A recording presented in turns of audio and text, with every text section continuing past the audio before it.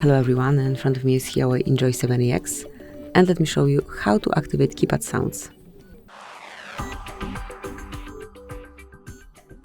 At first open the settings, then find and select sounds and vibration, scroll down and roll more settings, and here you will find keypad tones, mark it, and not only you can activate it, but you can pick the option. So you can either use default sounds, here you've got it,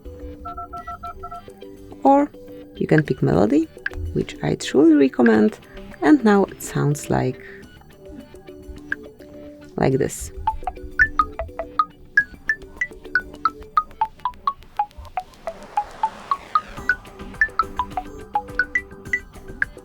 So that's it. Thank you for watching. Please subscribe our channel and leave the thumbs up.